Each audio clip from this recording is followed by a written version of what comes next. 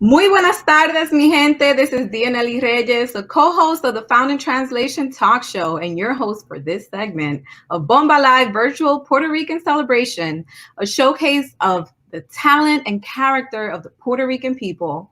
The world-class entertainment and commentary from Puerto Rican celebrities and experts will continue throughout the day. You must stay tuned for Bomba Live Prime Time, which starts at 8 p.m. Eastern Standard Time, with performances from Frankie Negron, Mar Rios, and appearances from Bernie Williams, Mr. Greens, and Eddie Palmieri. Wow. So for the Boricua Brain Fitness segment of Bomba Live, I'm proud to introduce Clarisa Romero. Now, Clarisa Romero is an award-winning international presenter, trainer, and transformational coach, certified in mindfulness and conscious business. She is the lead voice in the mindfulness community in the tri-state area. She is the creator of the 4-step brain hack framework and the mindful empowerment movement focused on helping individuals reprogram their mind and rewire their brains to achieve peak performance, resilience, and a fearless attitude and a razor sharp mind. I love that. Let me tell you, I had a short conversation with Clarisa yesterday, and she helped me so much. So, Clarisa, most people are hearing the word mindfulness on the news, commercials, radio, social media. What is mindfulness? Thank you so much, Dionelli. Yes. Well, we all can agree that there's so much going on in the world. So us modern humans, we need to be intentional with the way that we pay attention. And so mindfulness is the way that we pay attention to everything, our thoughts, our emotions, what's going on inside of us and outside. And I actually have a quote that just captures that so beautiful, and it can lead to understanding this better. And that is, mindfulness is simply being aware of what is happening right now without wishing it were different. Enjoying the pleasant without holding on when it changes, which it always will. Mm-hmm. And being with the unpleasant without fearing it will always be that way, which it won't. But we get caught up in wanting things to always be different. So to me, that is a beautiful quote that really captures what mindfulness is. You know, when we refuse to accept things when they change, it causes a lot of pain in our lives. Mm-hmm. But it's our human tendency to resist change. We don't like change. It doesn't feel good. But sometimes change is necessary, right? You know, we can especially with the situation now with the pandemic and all that. Like, a lot of people are like, when are things getting back to normal? And it's like, it might not get back to that in a while. We might just have to get used to a new normal. And the quicker we accept it, I feel like, the better it would be. And that's the key. What you just said, Dionelli, adaptability is what's going to help us survive this. You know, not just survive this one thing. We need to thrive out of this. Yes, thrive. The thing we don't realize is that when trauma, like the pandemic, all the racial bigotry and racism and the riots and all this chaos really makes an imprint on our brain. And so we don't realize it. It makes an imprint. It changes your brain, my brain, everyone's brain. It changes our central nervous system. It makes us feel unsafe and nervous all the time. These are things that happen without us even realizing that it's taking that toll on us. Mm-hmm. So we have to be adaptable. We have to check in. How am I thinking about what's happening in the world? What are my thoughts around it? Am I saying, oh my God, the world will never be safe again? When will it get back to normal? Because that's what we tend to do, but we just need to check in. Okay, I need to be adaptable, and what can I do to accept the new normal? Mm-hmm. And I see, like, a lot of times, like, what people show on social media is the worst of things, because that's what gets most attention. Like, maybe it's not as bad as people make it seem like it is. Well, of course, and that's, unfortunately, that's the nature of the news, right? They always show the sensational story.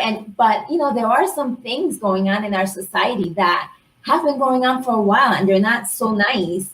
And the good thing in that change and in that coming out is that now we get to see them. Now we can do something about it. So that's why I say change is sometimes a good thing. And we have more free time to do that, to focus on that. So it's a great time to focus on mindfulness. And we were living in a very, very, very fast-paced society. So this little pause is giving everyone a chance to see, like, how was I living my life? Mm-hmm. And how am I approaching life? So pausing and bringing mindfulness, that awareness, cultivating that and making it part of your everyday existence is actually critical for all of us moving forward to thrive out of this whole COVID era and into the new society that we're heading. Absolutely. So the news has been reporting that alcohol and drug consumption is up, dealing with the stress with the pandemic, with what's going on with the discrimination and all that, and domestic violence and just all this tension. So, and gaslighting. So what are better ways to deal with things like that? Absolutely. Actually, I want to highlight what you just said is very important for all of us to be aware of. All the experts are saying that as a society, as a human species, actually, we're all heading towards a second pandemic, and that's has to do with our mental health. Mm-hmm. So a quick fix like alcohol or drugs is not going to be the solution. It's only going to bring more problems. A lot of people are suffering from insomnia and a lot of anxiety, and they're resorting to those measures, but those are quick fixes. A better solution is doing the mindfulness in a formal way. You know, so we discuss mindfulness is bringing attention to the present moment, constantly to your thoughts internally and externally. But I'm actually going to share a little practice of how you can formally do this every day. And I selected a little practice that actually will help people sleep better, because that seems to be one of the top things that people are complaining about. They're not sleeping well. Everyone's up late. Mm-hmm. And not realizing that this has really taken a toll on their central nervous system. And I know we were chatting about that.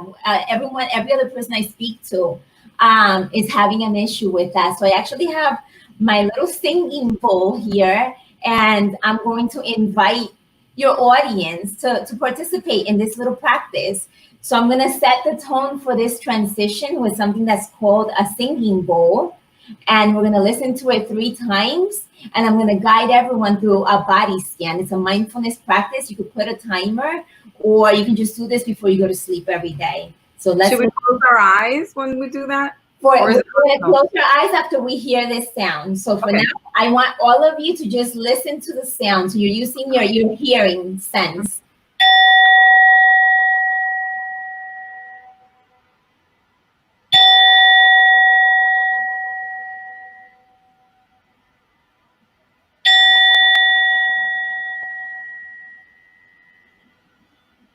And now I would like to invite everyone that has joined us to close your eyes if you feel comfortable. If you do not feel comfortable, pick a spot in front of you where you will softly gaze. And I want you to put your feet flat on the floor. If you're not sitting down, I invite you to sit down.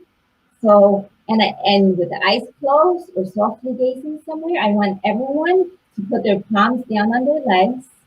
And I want you to bring all of your attention to the top of your head and check in. Do you feel any pressure, any tension? And the key here is to just recognize it. Don't get involved in the judgment of what we always do. It's bad, what's going on. Just acknowledge it and try to just let it go for now. Bring all your attention now to your forehead. We tend to hold a lot of tension in our forehead. We tend to keep it wrinkled. You will notice that when you go to sleep, if you do this practice, check in with your head and your forehead, 2 areas that hold a lot of tension, and try to soften it. Keep going down to your eyes, soften your eyes, your lids. And one key area now, bring all your attention to your mouth and jaw area. Bring the tip of your tongue to the roof of your mouth and let your jaw drop. We tend to hold a lot of tension in our jaw area.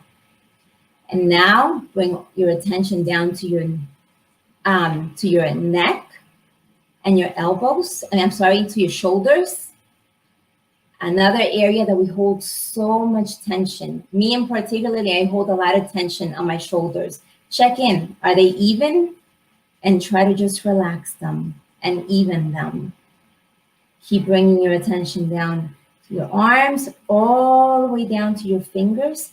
And you want to wiggle your fingers next to your body and release and let go of any tension. Keep traveling down your body, down your legs, down your knees, all the way down to your feet. And wiggle your toes inside your shoes, inside your chancletas, whatever you're wearing. If you're barefoot, just wiggle the toes and let it all go. Now that was a very quick body scan. You can make that very detailed. And the idea is to check in and let go with the tension, not judge it, just recognize it, label it if you do feel tension or any sensations, any heat, and try to just relax into that so that you can actually calm your central nervous system and shut down that part of the brain that's very emotional and usually does not allow you to go to sleep. And now you can slowly open up your eyes if you still had them closed. And that is a short body scan that will help you with anxiety and insomnia. Two of the most critical conditions that people are reporting that they're not sleeping well and that their mind is just racing from everything that's happening in our society right now, or because of the different changes that you are all dealing with. You know, some people are dealing with the loss of a job or loved ones. So we're all dealing with a lot. And this simple little practice will really help you ground your central nervous system. And again, do not consume the news all day long, because that's another thing that will not help you shut down at night. So the simple tips that we can help ourselves. Amazing. So usually is the body scan that long, or is it longer, or however long we need to get relaxed? Usually when I have more time, it's a lot longer. We go part by part. We take the right side of the body, then the left side of the body. When you have time, the longer you make it, the more relaxed it's going to make your central nervous system. Usually, if you make it very detailed, you'll never make it down to your feet. You will have fallen asleep. So I'm gonna do that tonight, because I've been having trouble sleeping. Like, a lot of my friends and my family are up at 2:30 in the morning. I'm like, you're up too? But yeah, that's extremely helpful. Thank you so much. Even listening to you now and me like focusing on breathing and how I feel just in those few minutes, it helped out a lot. And I know it helped a lot of the people that are watching and listening right now. Absolutely. Quickly, I will interject. It's because it shuts down your emotional brain and it brings on that part of the brain that works with your central nervous system to calm down. There's a lot of brain science behind such a simple little practice. I love that. That's amazing. Yes. So where could people reach you? What's your contact information? Absolutely. So I could be reached on Facebook. I have a Mindful Consultants Facebook page, Mindful Consultants Instagram page where people can follow me. And Clarisa Romero if it's YouTube. And I want to plug in Que Viva Lares. That's my hometown in Puerto Rico. Awesome. Que bien.